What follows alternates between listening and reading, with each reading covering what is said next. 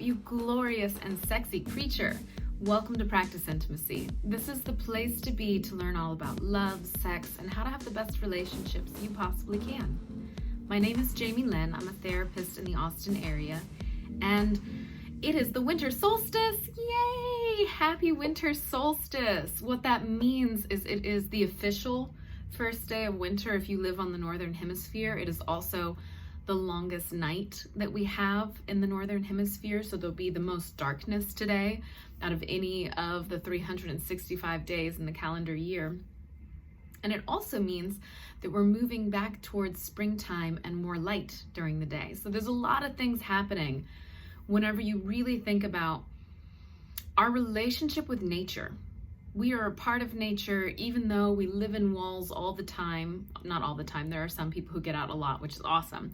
Even though we live within walls a lot of the time, we are still 100% part of the natural world, and what's going on with light, with temperature affects us, just like every single other animal on this planet.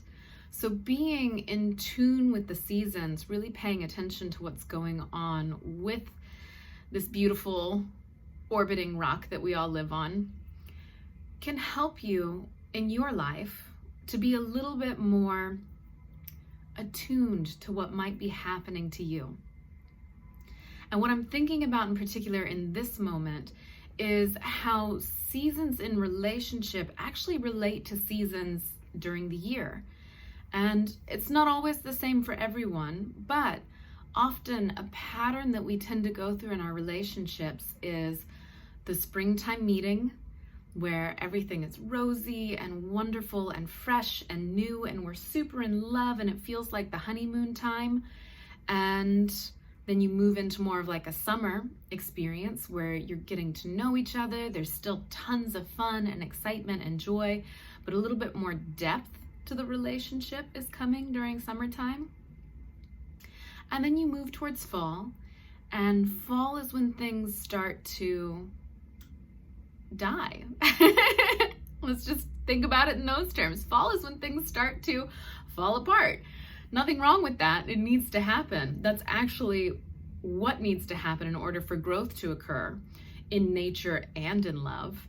And so fall is sometimes when conflict begins to rise. You start to notice differences between you and your partner. And the conflicts may not be big, but you'll notice that there's a bit more friction during this time. Not for everyone, again, like you may not fall exactly in these categories, but there's a feeling in relationship that relates to the seasons. And you might also notice that your relationship actually follows these seasons, and you have the same experience as what I'm describing based on whatever time of year you're in. The last season of relationship is winter, and so often we look out at all the trees with bare leaves, well, bare branches, there are no leaves, with bare branches, and we think to ourselves that everything's dead. But in reality, what's happening during winter time is the natural world is preparing itself for new growth. So it's actually in a regeneration phase where it's pulling inward so that come spring, it can bloom out again. And in relationship, this is also what often happens, is in wintertime, you might feel yourself pulling away from your partner or your partner pulling away from you. And there might be a little bit more of an inward focus, almost like it's time to hibernate. And as you do that, what you're allowing yourself is time to regenerate, so that when springtime comes, you feel more active, the world is brighter, you can once again kind of throw yourself into being in relationship.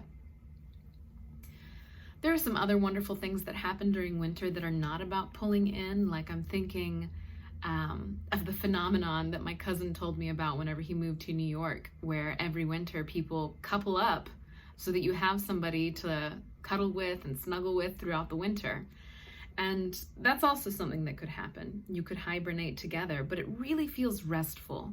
There's something about the winter phase in life, in relationship, that feels like we're resting in order to prepare ourselves for what comes next. going back out. And so my invitation for you on this winter solstice is to think about your own personal phases and relational phases that might move with the seasons. And you may find that in your life, it's a really different pattern that you move through. Maybe springtime is when you have conflict and winter is whenever you have honeymoon. That's possible. Especially if you live in a place where winter is when you spend a lot of time outside. I'm thinking about people who live, I just saw a floof go by the camera. I don't know if you saw that, but that was kind of fun for me. I'm in Texas, there's no snow here, and that almost looked like a little bit of snow in the camera. Anyway, I'm thinking about people who live in places where winter sports is the thing, and so maybe that's their honeymoon period. Although in my mind, I still actually think of that as time alone regenerating. Because even though you might be with people, most of the time spent on a mountain is by yourself in nature, which is pretty cool. So anyway, my invitation for you is to think about yourself, think about your own life and your own typical seasons in relationship, and just kind of notice, how are you at accepting each season, taking in the gifts from each season, noticing that there's things that you might not like about it. So I'm thinking about winter now. Some people love winter. It's their absolute favorite season. Some people hate winter. They like loathe it. And then there's folks who are like, I don't really like the cold, but I love the clothing in winter. There's all kinds of different ways to interacting with seasons. Some people hate the summer because it's too hot. It just totally depends on the individual. And I'm thinking that the same is true in relationship. There are some people who are going to feel amazing during the winter season of pulling in and regenerating with more aloneness. And then there are some people who are going to be really resistant to that, not like that experience, and much prefer the feeling of the springtime honeymoon season of relationship. So just notice yourself. What is it that you like? Can you spot these patterns in your own life? What might you learn by being aware that you're going to move through stages?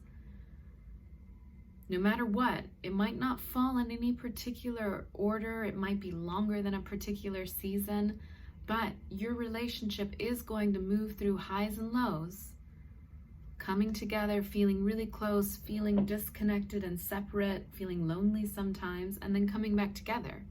That's just the nature of being in relationship. It is not what we are taught in this society. In this society, we've been taught that relationships should always feel good, and if it doesn't, there's something wrong.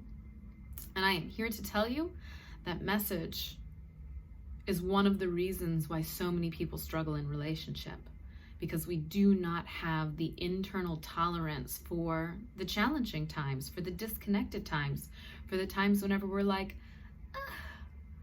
I'm not getting what I want out of this relationship. And maybe that'll pass and maybe it won't. We'll see. If it doesn't pass, okay, what am I going to do next? But maybe it will. Everything is temporary. That's why I personally love spending time in nature as a reminder of the reality of life. When you allow yourself to be deeply connected to what is, and our reality is grounded in this planet Earth, our bodies, and our relationships with other animals out there, including people. People are animals. So our reality is truly just engaging with whatever's happening. I think that's all I want to say about this one. I hope you have a beautiful winter solstice. If you celebrate holidays during this time of year, I hope you have a wonderful time. Eat lots of great food. I'm thinking about making hot apple cider because that just fits this time. And I'm wishing you and your loved ones all the best. I'll see you next time.